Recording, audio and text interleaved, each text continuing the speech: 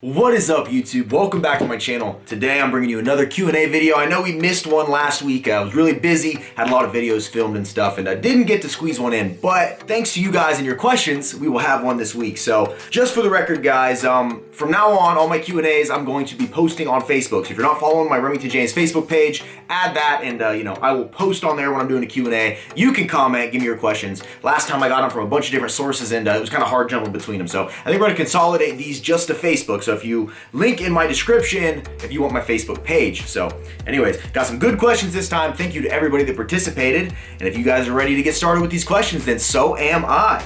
Let's do it.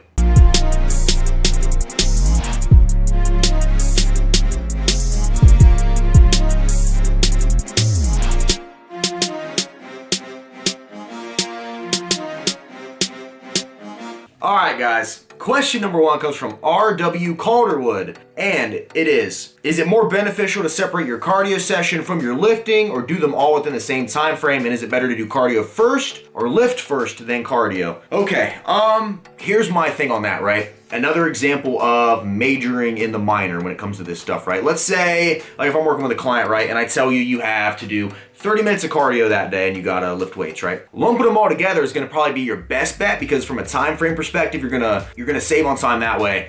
And typically when I recommend cardio to people, I always recommend low intensity, steady state. Now, there's some people that'll sit there and say, don't do your cardio before you work out because then you can't work out as hard.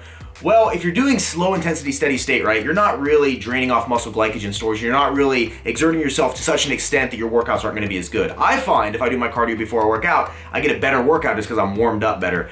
But if you are doing high intensity interval training, so you're doing like sprints, you're doing like crazy amounts of cardio, save that for after your lifting session because you don't want to be fatigued and take away from your lifts. But yeah, in a nutshell, I don't think it matters, right? As long as you get it done, that's the most important part. Because I don't think regardless of whether you do it after your workout, before your workout, first thing in the morning, you split them up between that 12-hour window, it's not really going to matter overall with your calories burned, right? The goal of cardio is to burn calories so you can burn fat, ultimately get leaner. So I don't believe personally it matters. Do your cardio when you can, unless, like I said, you're doing high intensity interval training. Because like I always say, whatever makes following this entire lifestyle the easiest on you is what you want to do. So, and usually now for me, I'll usually do my cardio whenever I can fit it in my schedule. I used to do it first thing in the morning fasted, but now I find my schedule doesn't allow me to do that anymore. So typically it's 7 or 8 o'clock at night and I'm lifting at about 4 p.m., sometimes 7, 8 p.m. depending on how busy I am. So lately I just get it in and I seem to be making awesome results. So as long as you're doing it, that's what matters.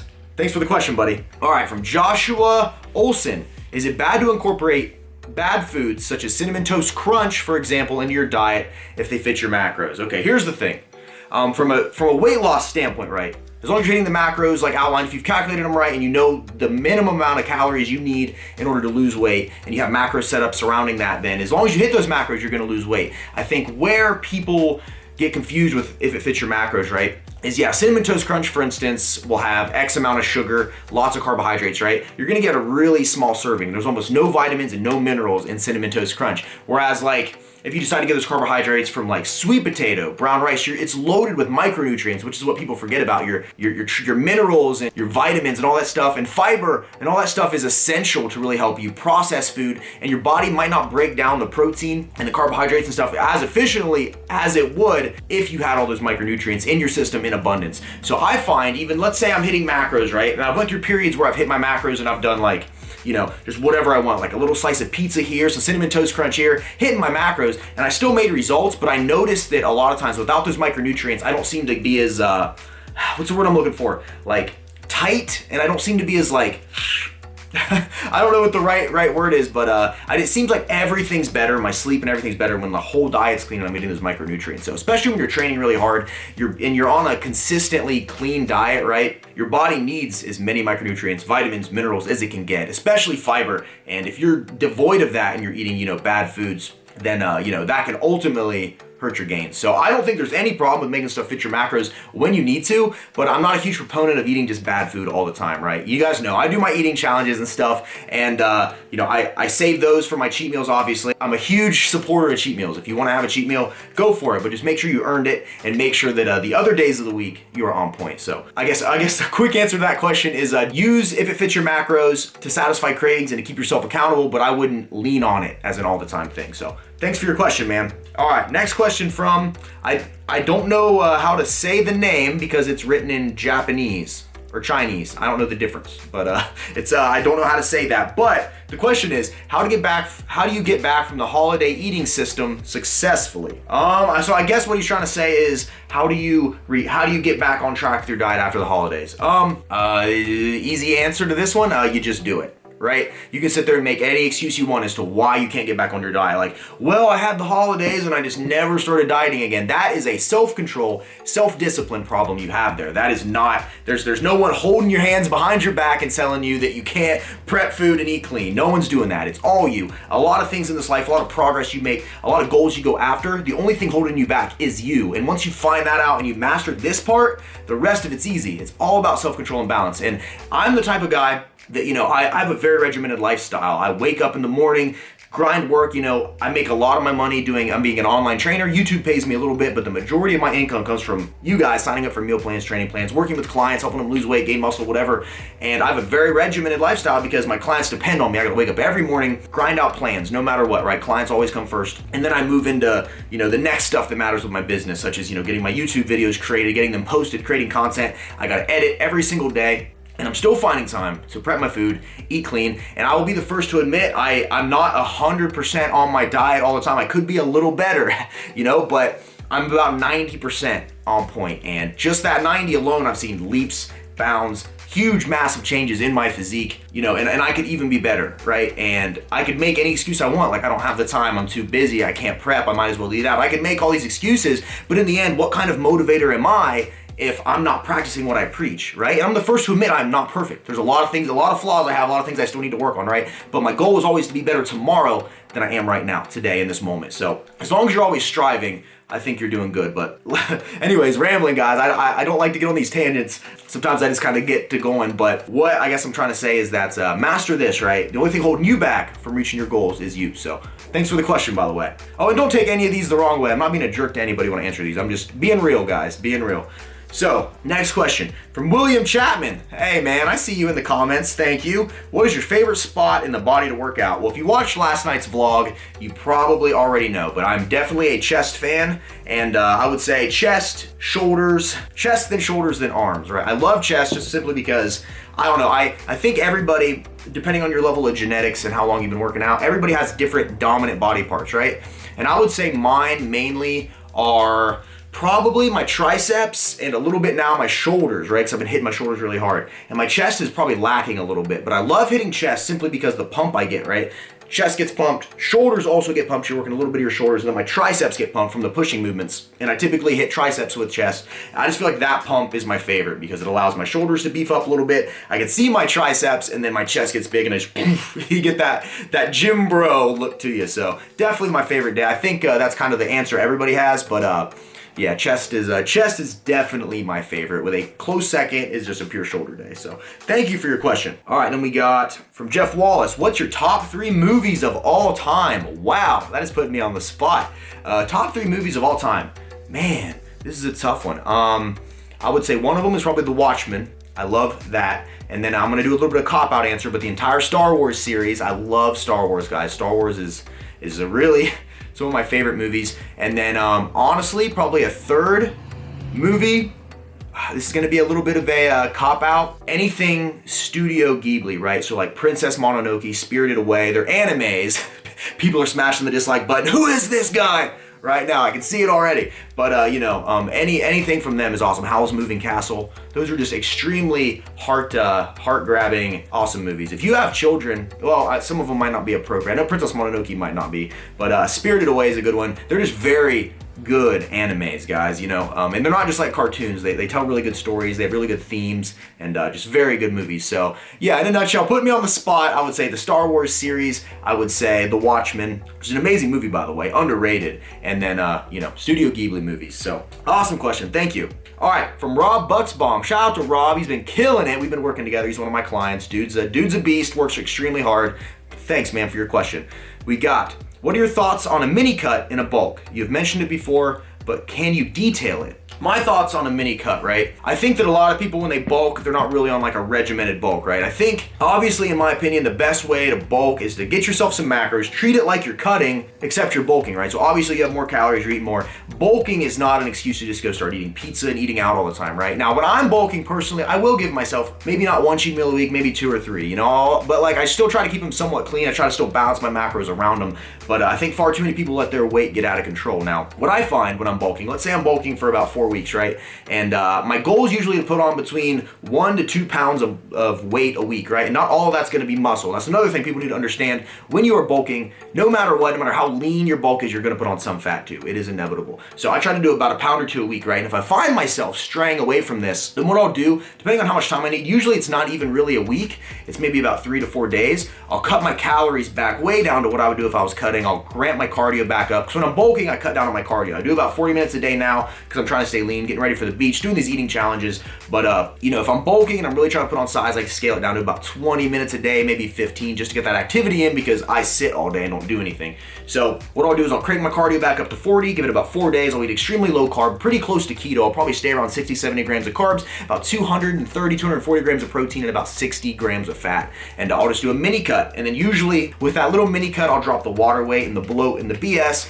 kind of tighten me up again real quick. And then depending on where my weight's at, depending on how I'm feeling, I'll extend it out maybe a few more days. But typically I don't need much more than 4 days to really have everything back and good. So it's one of those things, you don't have to do a mini cut if you don't want to. I just like to stay somewhat lean. If I notice myself veering down a path I don't want to veer down, I'll, you know, a few days up to a week, boom, we're back on point. So thanks for the question, Rob. Appreciate you, buddy. All right, next question we got from Brad Adams. Do you recommend doing supplements when starting fitness for weight loss, like just protein powders and BCAAs? What type of workout is best for weight loss? Just cardio or cardio and weights? Thanks, Remington. Okay. Do I recommend doing supplements when starting for weight loss? Supplements can definitely help, right? They're not required, but they can definitely help you reach your goals faster. Now, my thing is, so now this is just my personal experience, right? I've found in the past when I used, before I got into the lifting thing like I am now, right? Supplements were a way for me to kind of keep myself accountable, because I would go spend the money on them, and then I'm one of those people, if I buy it, I'm gonna use it, you know? Same way, if I buy food, I'm gonna eat all of that food, you know? So in a way, buying that stuff kind of kept me accountable, like, well, if I bought this protein, I at least gotta go to the gym this many days and use it, and that in and of itself, I think, can be a huge benefit, especially something like pre-workout. I always preach pre-workout and its ability to just get you pumped up and ready to go. There's been times I've been down in the dumps, not ready to lift or anything, then I'll take a scoop of pre-workout and then boom, okay, it's in our system, we gotta go, we gotta get it done. Now, do I think necessarily that anything's gonna make you drop weight faster? Here's the thing, I get messages all the time like, should I be on a fat burner? Should I be on a fat burner? And people have 50, 60, 70, 100 pounds to lose, right? No need to incorporate a fat burner that early. Fat burner is one of those things I recommend once you're kind of closer to your ideal weight that you can implement into your diet or implement into your regimen that's gonna kind of like give you a little boost, right? I feel like if you go out and you show all your cards right away and play your best hand, then when it comes time to the nitty gritty and you need to incorporate some extra strategies, you're not necessarily gonna have those waiting in the wings to implement. So I recommend saving the fat burner. And same thing goes, I talk about carb cycling too. Same thing with carb cycling. I don't recommend hopping right into a complex diet like that immediately. Just do a simple low carb diet and then transition into that stuff. Use that stuff towards the end to really help you, boom, get that extra oomph there to keep on pushing when you hit a plateau. So, and then regarding, you said what type of workout is best for weight loss? Just cardio, weights. I always recommend cardio and weights. Muscle being the body's fat burning machinery. The more muscle you have, the more calories you burn just existing, right? So that's what I find in a lot of people, once you reach a certain point of muscularity, you know, you're obviously the calories you need to even function daily goes up. So that's why I find the more muscle I put on, the harder I train. It seems like I can have a few little more cheats here. The eating challenges don't affect me as much simply because I have more muscle mass. So the goal should always be to build muscle. That way, not only you look better when you lose that weight, but in the end, you've raised your overall total daily energy expenditure. And then in turn, you're able to eat more. You can get away with more cheat meals and stuff. So that's my take on it. So cardio and weights, definitely. Always weights, guys. We should always be weight training. Okay. Thanks for your question, Brad. Thank you. All right, we got another one from Travis Cole here. He says, since it's cold and flu season, I'd love to know your thoughts on training with cold symptoms, when to train on, when to rest. Okay, here's the thing. There's a big difference between like having the flu being really sick and then just like not feeling good, right? So if I ever just kind of feel down in the dumps and I can feel like, cause last week, for instance, I had a sore throat almost all week, but I continued to train. Unless I feel like I have symptoms that I will pass on to other people and make other people sick, I go to the gym, no matter what. Now, you'll know, right? Now, there's a difference between your brain telling you, oh, you shouldn't go today, you're getting sick, or you're actually like, ugh, like zombie mode, you know, big difference there. So don't let your brain play a trick on you and get you not to go to the gym just because you're sick. But like I said, I train no matter what. I don't miss my days, my scheduled workout days. And the only time I'll skip the gym is if I really feel ill. And I'm really ill. So, which is very rare. That doesn't happen often. But, you know, if you are sick, obviously, get rest. And if it's something that carries on, see a doctor. But thanks for the question, Travis, and the support, by the way. All right, we got from Tom Wayneth. Did you buy your house before or after you started your business? And how much time did it take your business make you enough money for you to quit your job? Not sure if you answered these questions in a previous video.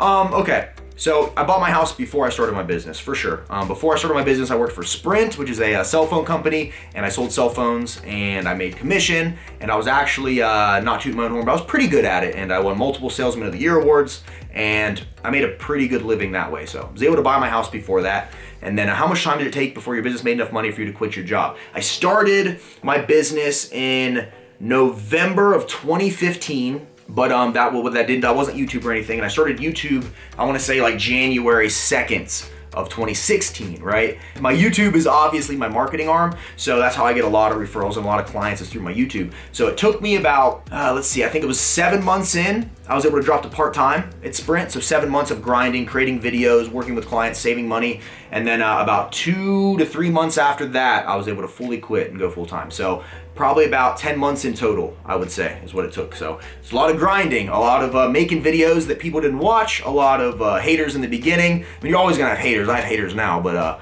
you know, a lot of people doubting you, a lot of people telling you that you can't do it right. But if I'd listened to any of them, I wouldn't be right here talking to you right now. So that's one thing too. People are always gonna try to hold you back from your dreams, right? If you're thinking about starting a business, thinking about doing something, just do it. Shout out to my boy Troy. He made his first YouTube video today, right? And after talking to him, I'm like, man, you wanna do it? You have the potential, you're good with people, you're a good motivator, you have an awesome body. I'm like, you know what, man? Start with what you have. You don't need some fancy camera. Grab your cell phone. Let's get this stuff done, man. Because once you start, and the more you do it, the better you get at it. You have no choice but to get better. That's the same with anything you do in this life. So as long as you're putting your best foot forward and you have the best intentions, things will work out in your benefit. As long as you don't listen to the naysayers and everybody trying to tell you that you aren't good enough to do it. So like I said, I had 1 million haters when I started. There's still people that hate me for what I do, but if I'd have listened to them and let their negativity seep into my life, I mean, I wouldn't live such a blessed life right now. So hopefully that answers your question, buddy. I think it does. Thank you, Tom. All right, what do we got here? Speaking of Troy, here's a question from Troy. You're given 2 choices. Choose one. You must give up the other. Chipotle or Roosters for life? Why and the reasoning behind? Choose wisely, my friend. Oh, so I have to give up Chipotle for life or Roosters for life? For those of you that don't know, Roosters is like my go-to restaurant. If you see me, a lot of my vlogs with my dudes, we always go to Roosters every Friday night, and I always get, you know, grilled chicken and a burger and stuff, and eating clean, but still enjoying time with my friends, right? But man, if I had to give up one, here's the thing. It would have to be Roosters that I give up. And here's why. Some of you guys are probably shocked at that decision, but Chipotle is such a versatile tool that can be used when you're out and about and traveling, right? Because you can customize your meal, you can get lean proteins, customize the carbs whether you're on a low carb, high carb, you can customize the fat, get avocado, get steak, or get chicken and pass on the avocado. It's such a valuable tool when you don't have food prep. So that's my thing with Chipotle, is that I know that if I travel, Chipotle is a go-to for me in stopping in and sticking to my meals. I've even gone to a Chipotle and ordered a meal and then got another one to go to eat later because I know it's macro friendly. So I would have to give up Roosters. As much as I hate to say that, I would have to give up Roosters simply because Chipotle is such a valuable asset. So I'm thinking long-term, big dog. I'm thinking long-term.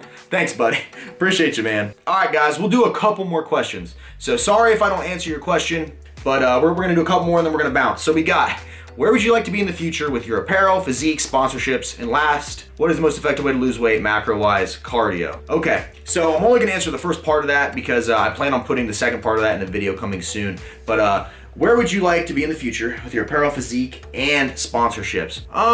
That is obviously, right, I think with anything you do in life, if you're not shooting for the stars, then what's the point? You should always be striving to be better, right? And if things keep going the way they're going, eventually I want my physique to be 100 times better. I want to be bigger. My goal I've wanted for a while is to be 200 pounds but lean, right? Right now I'm hovering around 190, and I'm not as lean as I'd like to be, right? I want to be leaner than I am now, but 200 pounds, which is going to require a lot of work, a lot of dedication, but that's my goal physique wise. I know I don't have like the picture perfect physique. I have a shorter torso. I tend to hold a lot of fat in my lower belly, and I don't have an ideal physique, but I really want to make the most of my situation, and really I want to have a physique that people can look up to and aspire to and see that, like, wow, as long as you work hard, you can attain it. Now, in regards to my apparel, obviously I'd like to have more shirts and more, just a whole spectrum of clothes, but it's one of those things, right? I could dump a ton of money into it right now and sit on a lot of inventory for a while, but I think when you do a business, you need to be smart with it. You need to approach it the right way. You need to make sure what you're making is what people want, and you also too need to not throw too much money into something that could potentially be a bad idea. I like the idea of releasing stuff slowly, getting it out there, seeing what sticks, seeing what doesn't, testing the waters before you jump in and do a huge investment. So eventually I want to have my apparel be everywhere, right? I love seeing people in my shirts and my hats and my tank tops. I love it. And I design and make everything myself. So I think that the future of it, I would love to, be bigger. We actually got our first bits of apparel in a Subzilla store now. So the Subzilla here locally now carries my apparel, and we sell it out of there. So eventually maybe, all Subzillas, or heck, maybe, finding different ways to sell it in stores. I think that'd be cool. I'm not in this to make a ton of money or anything, but I am in it to see the brand represented. It's a good feeling to see that. And then what do we got? Sponsorships. Obviously, I love, the idea of being sponsored, right? But I've talked about it before. I make my own money. I don't need a sponsor to live, right? I do very well with what I do, and YouTube's been good to me, and I will never ever endorse a product that I don't 100% believe in, which was why when Purebolics approached me about a supplement sponsorship, I was totally down with it, because it's a good company. It's stuff I was already taking anyways, and I just feel a very good fit for me. So sponsorships, I don't need them. But if a company comes to me and I believe in their ideals and I take their stuff and it's something I can get behind, obviously I'll accept it. I will never let no amount of dollar bills in front of my face make me sell something that I don't believe in. That's just against everything I stand for. So hopefully that answered your question, man. I know I tend to rant a little, guys. I apologize. Thank you, Honre. Honre Buff. Is that how you pronounce that? Honre. Cool name, man. Cool name. All right, Damon Callis. What's your absolute favorite cheat meal and why? Absolute favorite cheat meal. That's tough because I'm a foodie. I love food. It's hard to say an absolute favorite cheat meal, but if I had to say so, I'll put it in a video soon. Chicken and waffles from the Cherry Street Pub. OMG, that is the best thing in the world. Just big old Belgian waffle. This thing's like this big around. They throw fried chicken strips on it, but they're like really high quality chicken, and it's pecan crusted and breaded, and then the waffle has like little bits of pecan in it, and they give you this like spicy syrup that you dump on it, and this big thing of like, I don't know what kind of butter it is, but it's like pecan butter, and it's just this, it's awesome. So I plan on doing that here soon, but with these eating challenges, it's hard unless I make that a challenge to really have it without hurting myself a little bit. So, but yeah, chicken and waffles, Cherry Street Pub, definitely my favorite cheat meal. Oh, and I have the Cherry Street Challenge. They have an eating challenge there I've already done. It's in my eating challenges playlist if you want to check it out. Okay, final question, guys. If you could have a day in the gym with anyone dead or alive, who would it be? From Gerald Collier. A day in the gym with anyone dead or alive. That's a good question. Honestly, okay, I'm gonna answer this. I'm gonna answer this way. So I am a very big Chris Jones fan, right? He was one of the people that inspired me. He has a YouTube channel. One of the people that inspired me to really get into this whole thing, right? Get into making the videos and, just being real and not, just not buying into what some of these other people tend to do. And I think in the fitness industry right now, I think the fitness industry is doing the best it's ever done, right? Right now, fitness is at the forefront. So I can't say the industry is effed, as some people like to say. I think that honestly, right now, it's the best time to be in this. But I will say that there's a lot of fakery and a lot of money-hungry people in this industry right now that will push products simply to make money, and they don't really care about the people they're impacting, right? And Chris Jones, kind of, when I watched him early on, I seen how he called out a lot of this stuff, and just enjoyed the humor and the positivity and the laughs, and I don't know, it's just, if I could train with anybody, it would probably be him, simply because I respect the guy. He kind of got me into this a little bit, and he's a cool dude. Trains hard, has his stuff together, and I've been following him for a while, and I just think that'd be that'd be cool. So there's probably a better answer there, like someone like Abraham Lincoln or something like that. But just off the top of my head, without giving it a whole lot of thought, I would say Chris Jones. So anyways, guys, that is gonna wrap this up. Hopefully it's not too long. I have a feeling it's probably gonna be, because I just sit here and start talking, answering these questions, and I get to rambling. If you guys want shorter format questions, let me know. If you like the exact style how it is, also let me know, because you know, if you guys want me to change anything, I'll change it up.